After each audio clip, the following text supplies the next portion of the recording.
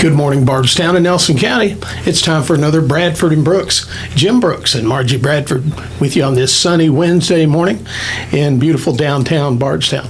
A little nippy out there this morning, Margie. Yeah, but nice. The sun's shining and the wind's not blowing, so. Yeah, it's not really not bad for a cold morning, but I'll take this all winter. I will too. Well, Margie, the radio station had its Christmas party Friday night, and it was everybody had a good time, I think. Right. Food was good at Spoonie's. Yep, Spoonie. Can't beat Spoonie's chicken. Yeah, and it had enough left to people could take home a doggy bag. Right. So I had Spoonie's chicken for lunch. So that's a date with benefits. Yeah, we were all fighting over the leftovers. Well, Margie, as mentioned on social media, we have a very special studio guest with us today. Bardstown Mayor Dick Heaton is here in the studio with us. And Dick, we're always glad to have you on the show. Well, good morning, Jim. Good morning, Margie. Glad to be here. Well, Dick, I know that the council met last night. And one of the things I wanted you to give us an update on that I mentioned earlier is a bypass isn't the right term, but a connector road that will connect Boston Road with Kentucky 245. And I think that's going to be part of a larger bypass project in the future. Is that right? Well, yes. They refer to it as the interconnector because it's short. I think it's not much more than 4 miles from Wilson Industrial Park, about where that entrance is on 245, all the way over to 62, which would be above the bridge area. Not quite at the top of the hill is where it will come out, but somewhere between the bridge and the top of the hill there is where it'll come out. And the roundabout project that was just completed was a part of the planning on handling the traffic. That's really the primary purpose of this interconnector. It's short. The land that it goes through is pretty rough in a lot of places, so it's not going to be subject to massive acreage opening up for future development because it's right by the airport, borders it. Our Simpson Lake borders it, so it's got limitations in that regard. Right. But it's definitely designed to move a lot of traffic, and we certainly have that issue to deal with. Well, it'll be good to get some of the truck traffic out of downtown, and even school buses. There's a lot of advantages to having that connector there. Yeah, a lot of the we get a lot of distillery traffic through town, but we also are getting still a whole lot of the rock and quarry, asphalt, and concrete plant traffic. So if you think about this, they will now be able to cut across that interconnector, so when they're needing to be out in the 245, west and north sector of town, and 31E north, and even 62 going east to Bloomfield, they will be able to bypass the downtown, and so a lot of that truck traffic that would be wonderful. Will have another option they don't have today. Right. So, and that's where the growth is all going on, most primarily in our county, is north of 245. Right. Is there any estimate on how long that project would take? I'm not sure. I know I said last night, I spoke to District 4 yesterday. They're finishing up utility relocation plans. That's what we addressed last night, but also right-of-way acquisition from property owners. The other good thing about this is there's not a massive number of property owners that this project touches, so that's why they think they'll be able to start in the spring and or summer with actually letting the project. So I can't remember how long it'll take. I would have to think more than a year, well more than a year for sure. Right. I was not a fan of roundabouts, But I will tell you that I think the new roundabout and then the conversion of the Court Square to a roundabout has been really a positive change. Yeah, it's working. And I'm getting reports from the offices that are in the old courthouse, and they're not hearing the horn honking and the screeching of tires and wheels, for people almost having accidents. It's working like most other roundabouts that most of us ever see in other states or other countries. So, and the one in front of St. Joe is really moving traffic like it's supposed to. We don't have that stacking problem like we used to have in the mornings and afternoons. Right. Right. I think some people are still not used to it, though, and it's, Yeah, and I catch myself sometimes still slowing down, entering from the east, and I've got the, Yeah, it's still a habit, but and sometimes I have to remind myself that going around the courthouse that I don't have to yield for the East Stephen Foster incoming traffic. Right. Everything's well marked, but sometimes when you're driving, you're on autopilot, and everything that you used to do is still right. familiar. But it's been a big success, I think, Yeah. and hopefully for our tourists from out of town who are more familiar with roundabouts, it won't be as confusing as the Court Square used to be. That's right. For them. That's right. Because as a local, in the summertime, you had to watch for out of town vehicles who didn't understand Right. the screwy way this worked. Yeah. And because you didn't want to, you had to yield for them whatever they were doing. Right. But anyway, it works well, and I'm happy traffic seems to be going smoothly. Right. And I don't know. I haven't heard of any major accidents out there. No. Speaking of downtown, I want to compliment the city, and the city, on how beautiful the downtown looks at night. I mean, it's like a fairyland. Well, there's been a lot of help on that. Of course, our public works and the county's people help with that, hanging like the stars and the lights. But Main Street has really done a good job on raising sponsorship money annually to enhance all the decorations and all the lighting that's going on, the various trees and landscaping that we have on the Court Square. It really is. It really looks beautiful. I mean, if you're driving in here and not expecting it, it's just such a nice. Well, HGTV noticed it, and they named us the #1 Christmas spot in Kentucky. They picked one for every state, and Bardstown was the one they picked for Kentucky. So we're one out of 50. So that's quite a good recognition on what we've done there. And I noticed one of the TV stations, and I'm sorry, I don't remember which one it was, but when they were doing the advertising for their station, it was a shot of downtown Bardstown. We got 2 cameras now, so Wave's one of them. I don't know who has the other one. Well, it might have been Wave. I just don't remember which station it was. I just remember, going to turn on the news, and I see Bardstown the downtown Bardstown flash up there.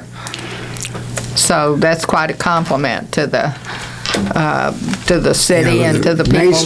Main Street, the Chamber, and with the help of Fiscal Court and the city, I think we really have got something quite special. Yeah, it's gorgeous. How long does it take them to put up those lights? I mean, there's thousands of those little lights. They bring an out-of-town company that specializes in that, and I think they're only around for about a week or so, and our guys start before Thanksgiving with some of the lighting and making sure there's enough electrical power there to support all that. So you have an outside. The Main Street does. They contract with a company to actually do most of the decorating. We do the street lighting, light decorations, and stuff that's more on permanent. But on the trees and that kind of thing, it's all. They had a company that helps them with that. Well, they sure do a good job. It's really pretty. Yeah.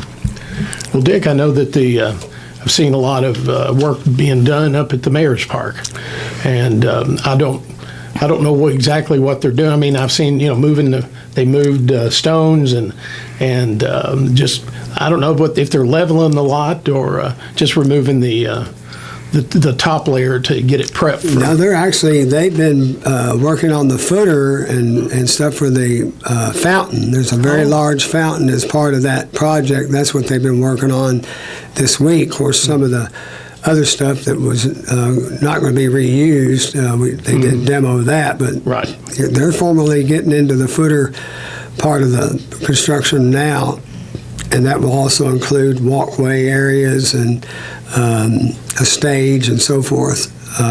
It'll be part of that project. Now, will there be bathrooms at this right now? We or don't is that think future? so in the first phase. We sent out a direct mail piece and also an internet blast to people, hopefully, that will help support it. We've raised about $750,000 of the $900,000 through private donations from companies here in the community and individuals.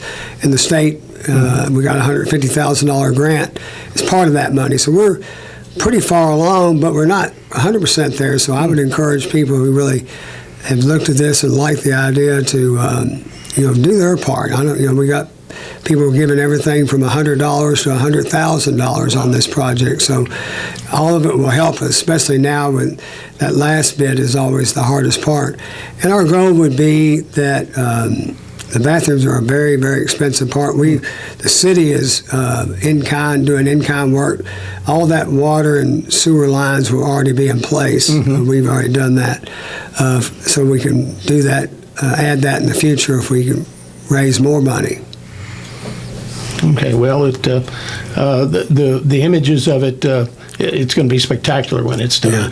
Our Hare Construction's doing it, and I give those guys credit. They're there every day. It doesn't matter how rough of weather it is, they're there. And they recently finished the project for the clock tower in downtown Loretta. I think they weren't the original contractor, and they had some issues, and they brought Hare in, and I just saw that 2 nights ago. I was over there at a visitation for a funeral, and the clock tower looks wonderful there in downtown Loretta. There's some few more, I think, curb and guttering stuff needs to be done, but looks great. Are you going to be able to incorporate any of the elements of the old Mayor's Park with the lamp? I mean, Yeah, the we're clock? definitely going to have the clock, the rotary clock, and also the little library, but I forget whatever they call that, Yeah. the book box or whatever. Yeah. That's getting rehabbed right now, and that'll be relocated back into the new park. I think, good. didn't former Councilman Fred Hagan build that? Mm-hmm. Yeah. Well, it's held up well. He may have it right now. I'm not sure exactly who's got it, but I think he and the Rotary are making sure that it'll be probably rehabbed a little bit and be nice when they get ready to put. I think this project will go pretty fast. I think we'll be ready, by summer. I'm hoping. Wow. Depending on the. I'm not sure all about When you all say the. ready, you mean ready to go? Yeah, planting and all that. I'm not sure. Yeah. We may have to. I'm not an agronomist, so some of that might not be able to get planted until certain times of year. Well, I know, as you said, the Hare has been there day in, day out, rain or shine. Yeah. So it's like, well, they're dedicated to getting this thing, getting it moved along, and that's what you I want. think it's going to be a great addition to downtown. We do too. And I do hope they get the public restrooms in there. Yeah. Well, I hope the public will step up a little bit more and help us get to the number we need. Well, to me, it's pretty amazing that this has been private money other than the grant money, but it's being private donations. It's not funded by tax dollars. And that's what we decided a long time ago when we spent city money to buy the property, and we had this very ambitious plan for a park. We made up our mind, the council and I, that we felt like if we could raise the money privately to do the actual park, then the city contributed the land and the original design money. That would be a great. You hear these P3 initiatives. That's a public-private initiative. That's a perfect example of what that really means, and we're pulling it off. So we're thankful for that. All right. What else do you have on your list, Margie? Well, just talk about. I wanted to talk about affordable housing.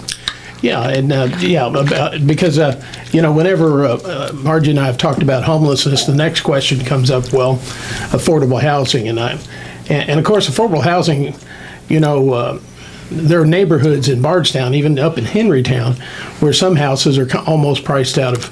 I mean, when you're of course, as old as we are, you remember when houses were much cheaper, right. And it's just the sign of the times. But to see houses in Henrytown and some of our older neighborhoods, fetching $150,000, which, when you consider inflation and the cost of living, it's not unreasonable. It's just not what we're it's just not what people can afford. Right. I mean, right. There are and a lot of the homes that were affordable are no longer affordable. Well, yeah, I can tell you that there has been and there still are a few private developers that are in that business that have been out here and talking to Kim Houston, and I've had meetings with one of them. But it's all about finding land, right? And it would be kind of typically those things are more of a mixed use type thing. You would have the starter type apartment pricing. I don't know what that number is. I don't really know if $800 a month is considered affordable. It seems high for an efficiency apartment. All the way up to bigger, nicer units. Right. But there are some people that have expressed some interest, so we're talking to them. The Housing Authority, I'd like to. I'm not on that board, and it's more of a federal funded operation. I'd like for them to be more aggressive in looking for grants to add to their inventory, because that was done back in the '60s, most of it, and it's really changed. There's more of a need for one bedroom and efficiencies than there are 3 and 4 bedroom large family homes in this day and time. So we are having conversations about that.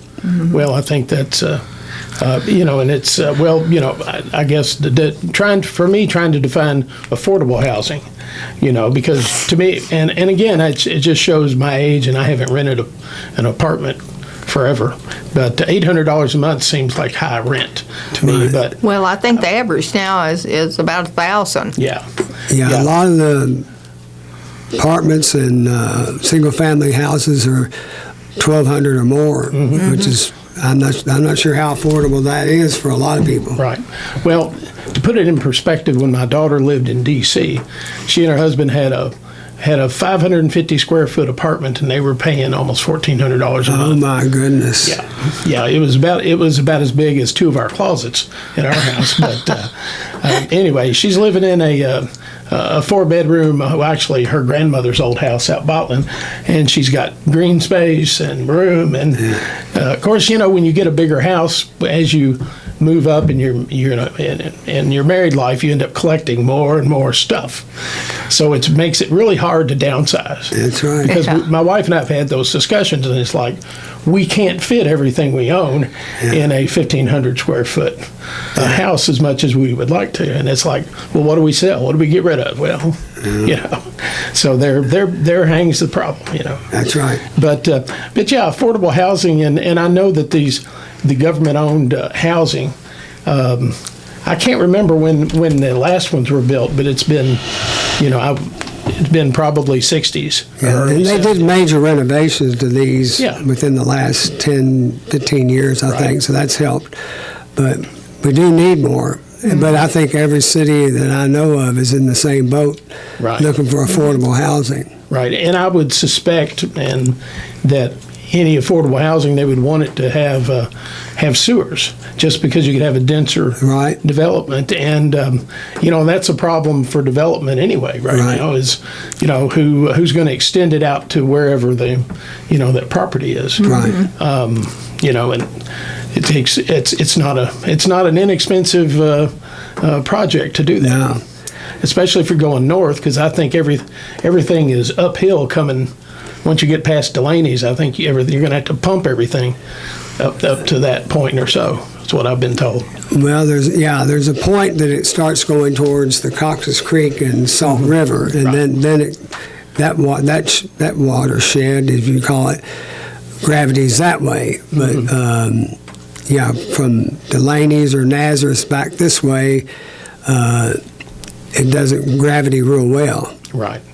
So that's what's been held up, probably the development of sewers in that area. But at some point, that's going to have to get addressed because that's where most of the land is going to open up. You know, the next part of the bypass that we'll probably see action on is the leg from Thomas Nelson towards Cox's Creek. That's, I think they're going to let the design work for that this month. So I don't know. Even though the design, it could be another 5 or 6 years if we were fortunate to get the funding to build that segment. But that's would open up a lot of land for development for all types of. Now, say this again, from where to where? From basically Thomas Nelson High School, in that area, it would go north towards Cox's Creek. Okay. Is where that'd be that leg, and then there's the one from Thomas Nelson to 62, and 62 over to 31 East South, and so forth. Well, Dick, let's take a quick break, get some messages in. You're listening to Bradford and Brooks and our very special guest, Bardstown Mayor Dick Heaton. We'll be back after these messages. Please stay tuned. All right, you're back with Bradford and Brooks, Jim Brooks and Margie Bradford, and we'll be with you till the top of the hour. And we're joined in the studio this morning by our very special studio guest, Bardstown Mayor Dick Heaton. And Dick, the council had one of the shorter meetings of the year last night. I think it was like 37 minutes or 23. Are you kidding? That's got to be a record. I think 23. 23. We don't know about it. I think the records have all been broken in the past. There's a lot of discussion whether one of them went 11 minutes or something. But yeah, it was a short one. But I reminded them there's quite a bit coming to us after the first of the year. You know, there's a comprehensive plan for land use planning for the whole county. That also the incorporated cities will have to approve that. We've got historic review board regulations that are getting updated. That'll be coming to us. We have short-term rental moratorium right now. Those regs are getting addressed. That'll be coming to us. So we've got a lot in the woodwork coming towards us, I guess, in the near future after the first of the year. Right. Well, it was a surprise to many people. The other meeting or two ago, when you announced the sale of the intent to sell the city's cable and internet business, I put out a pretty long press release on that, and I'll try to make it brief for you all in the show here. But you know, we've been in that business, I think, for 38 years, and you know, everybody who's old as we are knows how internet and cable has changed. Cable is going away. It's not a very viable business. So that's an asset that's declining every day in its value. The other side of it is the need to update and add new technology that comes online with internet to make you competitive with the large providers like the AT&Ts of the world, the Charters of the world, the Spectrums of the world. Those is getting extremely difficult for a small provider with limited market like us to compete with. You know, when you're out spending $3 million in like 2 years' time, and you're not seeing your growth keep pace with what the cost of that debt service would be. If we paid for most of it in cash, right? But it's unsustainable. So this is not much different than what you've seen in the banking industry over the years. You know, there's no longer one bank in Bardstown that's all they do. They own banks in multiple counties and all around Kentucky and so forth. And even we have banks that are headquartered out of the state that have their presence here. You know, you got PNC here now in West Bengal. Right. That's just what's happening in the industry, and more of the small providers. It's time to divest of that. On the other side of this is, you know, we also have an obligation to provide potable water and waste treatment for and there's not a lot of options for that. People have options when it comes to internet. Right.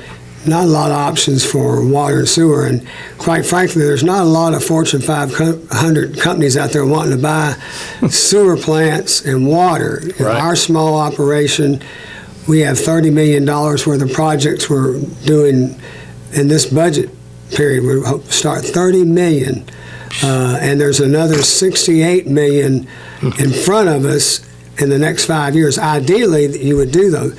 It's probably not for water and sewer. But practically, it's probably not going to happen in that short a period of time. But having these funds available to supplement the cost of those projects is going to be a very big help to ratepayers and to us, because if we have to go out and bond, I don't know that the city would have enough bonding authority to bond nearly $100 million. Right.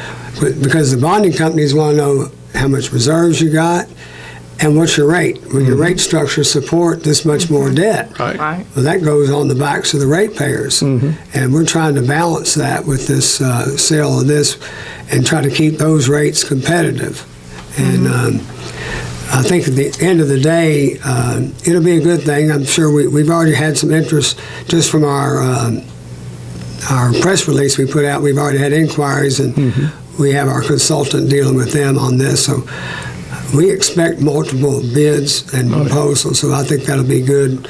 In the long term, it'll be good for the city of Bardstown, but also ratepayers for other services we provide. Well, right. And I understand you have an expert who's helping you with this. Yes, yeah, we didn't go about this thing just knee jerking. We've been talking about it for quite some time. We went through the hack a year ago in September, Right. and that was one of the most difficult things. We're not even sure that the perpetrators knew we operated an internet service company or a cable business. We don't think they even knew that. Fortunately, it only knocked out the non-fiber customers. Okay. Everybody who had fiber, larger businesses, they didn't get an impact. Right. They don't.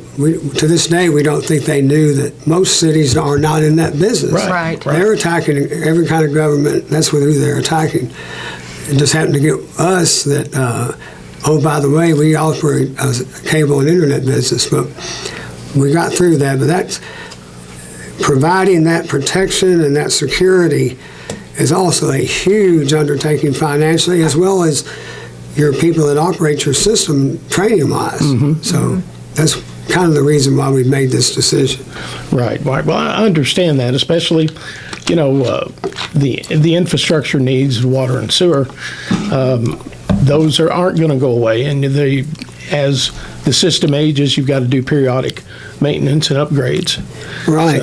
And it has to be done. Yeah. And if you can keep it more affordable with some cash proceeds. And you have a large provider like AT&T that have already had their own right-of-way and easements because of their overhead stuff.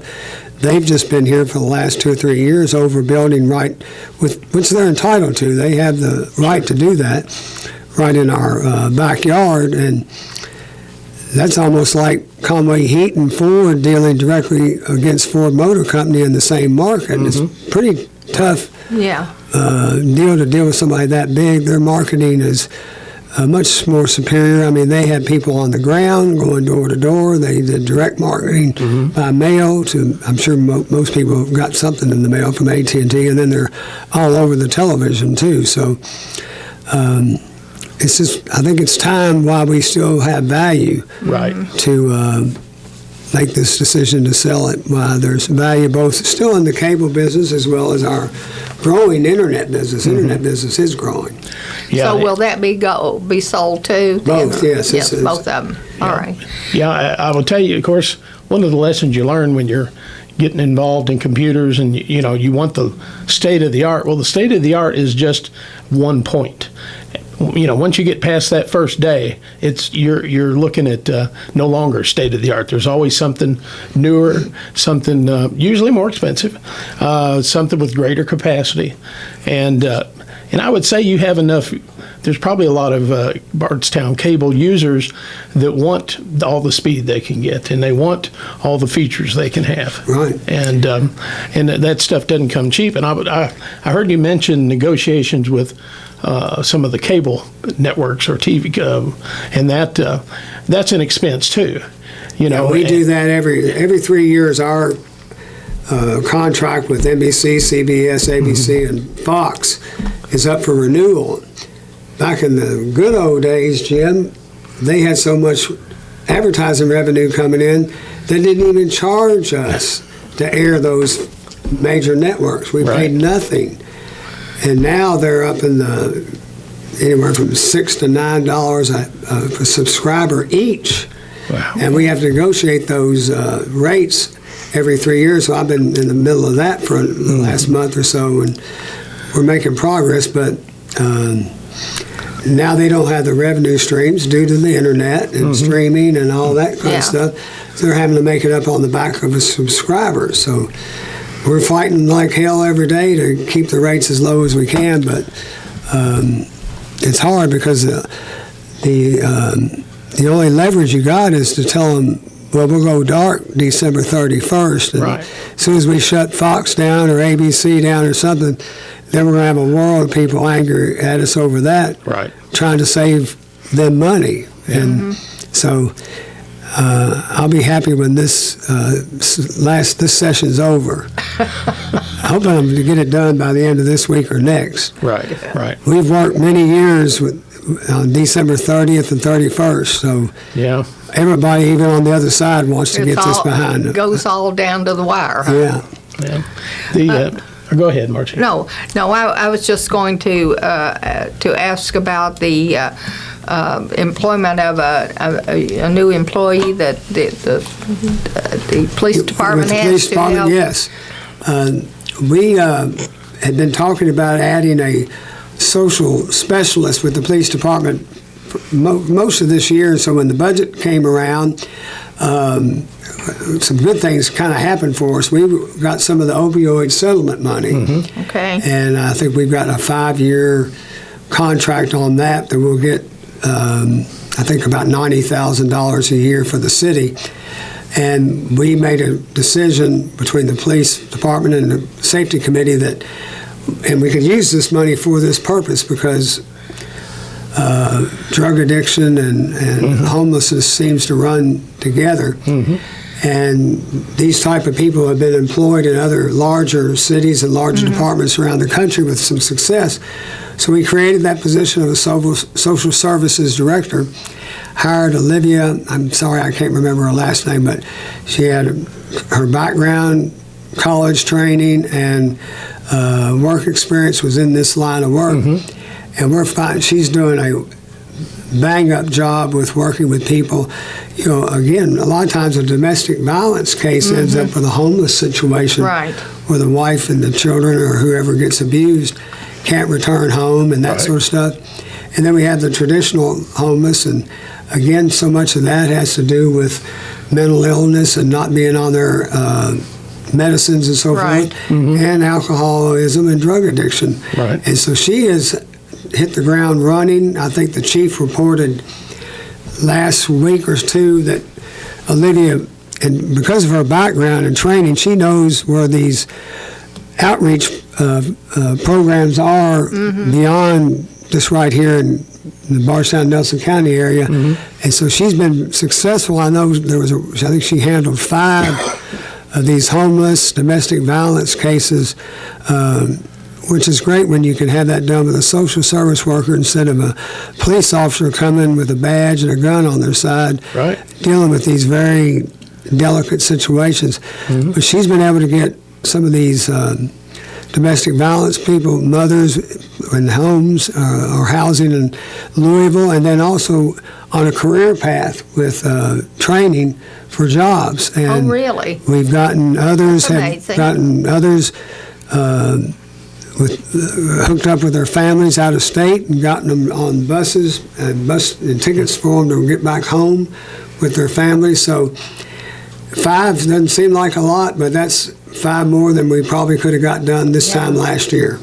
That's great. And that doesn't count what, you can't count what hasn't happened. Right. That you may have prevented bigger problems down the road. Sure. So she's wonderful. She's very engaging with these people who need help. Yeah. And again, the police department, their real job is policing. Right. They're supposed to show that they're people of authority and they're armed and they're there to take care of public safety. People don't get all warm and fuzzy when a police officer is talking to them about trying to find their parents or families out of state. But you have more of a civilian person with the proper training that interacts with these people, and they end up developing a trust and sort of a rapport with these people. And she's doing a good job so far, and we hope it grows. I probably foresee us having the need to hire a second one of these individuals, and I hope we'll have the funding available to do so. Right. Well, I'll tell you that I don't, police officers I don't think haven't been trained to how to handle some of these situations that they're thrust in. Right. And you're right, they're there for policing duties. But I can, even though I haven't done anything wrong, if I'm in the presence of police officers, I stand a little straighter, and you don't want to do anything wrong. But it kind of puts you on edge a little bit, especially if they're there because of something that's happened that involves you. Right. And the police get calls all the time about the homeless stuff, but and we try to be as understanding as we can.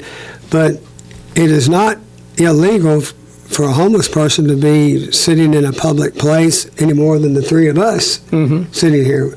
It's not illegal just because they may be homeless that you can't just go up to them and tell them they got to go and or lock them up. Right. So. It's not against the law to be homeless. Unfortunately, it's a very tough societal problem that we're dealing with. Right, and I know that other cities in Kentucky and even just around the country have struggled with how to handle this. Right, now if they're acting up and threatening people and that sort of stuff, then the police will definitely take action and get them off the street. But they can't just arbitrarily do that. What do you do with these people who are mentally unstable? I mean, we're trying to get them, to see, there's a lot of these outreach agencies that I think most of them we know of are in the Louisville, Lexington, the world that they can go see, kind of like our community clinic for medical needs, that will help them get evaluated and get them back on their meds, and hopefully that. So does the social worker take care of that? She tries to would be because figure out what their needs are. I think that would be a huge problem. And then it is, and that's where her expertise is in that work. Like she knows that there's these agencies in Louisville and other places she can refer them to, E-Town as well. Well, I think somebody with her background and who isn't coming across as a sworn officer, that's you can be more engaging, right? And as the person involved, you're more, you're not put off, you're not on alert because they're talking to you to try to see what they can do to help. So, it was a wonderful addition. This is something that you see or you hear about that large police departments have done. So it was really progressive to see the city police department do it. It's worked out a lot better than we ever even thought of at this point, and we're just barely into it, our first year of it. Yeah, we're happy so far. I was really thrilled to see that because it's such an obvious need. And that's it might help to diffuse some of those situations where when you have the police going into a domestic violence situation, the people in the home get all up in arms because, or at least one of the parties. That's right. Well, Dick, the projects you referred to in the next 5 years, are those are water and sewer and electric? or? Mostly water and sewer. We're getting ready to redo our sewer plant down on Gilkey Run Road to expand it, but that bid came in $6 million over the budget estimates. Wow. We rebid it and saved another $1 million, but it didn't save $6 million. So that's what took our budget from $25 million this year to $30 million, because that one project was $5 million over budget. Wow. And what the engineers is just this inflation and construction costs are just really, really difficult to deal with right now, and anybody that's in the business will tell you that. And then we've got a major water line from the courthouse all the way out to Walmart, and a new water tank there behind Parkway Baptist Church, that 1.25 million gallon tank. That's about a $10 million project that's going to serve, that new road's going to get built between Parkway Drive and the Fredericksburg in the very near future. I think we'll see that let.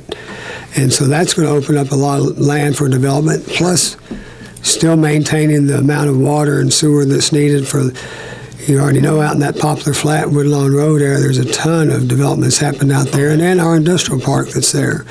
So that's two big. Then we're upgrading the line that right now from Corman's Crossing, that's all on sewers. It comes to town, and that line from Ben Irvin Road there on Templin all the way to the Jerry Riley plant, that's going to get redone, and all the pump stations. So it's 20 years old already. It's hard to believe. Yeah. So that's I think the pump stations are probably $3 or $4 million worth of work, and the line itself is going to be like $11 million. So it just doesn't take any time at all to get up to these numbers we're talking about. Right. But somebody's going to have to fix it sooner or later. I mean, we just can't sit here and kick the can down the road. There's odor issues as these distribution lines get older and that kind of stuff, and they get the chemical breakdown of human waste and so forth causes those lines to deteriorate and the manholes to deteriorate. You just can't ignore them. It has to be done. It's not exciting because most of this all ends up under the ground. You don't see it, but excuse me, it's a lot of money to maintain the system, but we're focused on that and spending a lot of our time to make sure we stay up to the needs of the community. Now, the sewer plant on Gilkey Run, what's the target capacity that it'll wind up as? That's a kind of a complicated number. There's peak. It can manage. It's rated at 4.2 million gallons a day, and we're going to add another.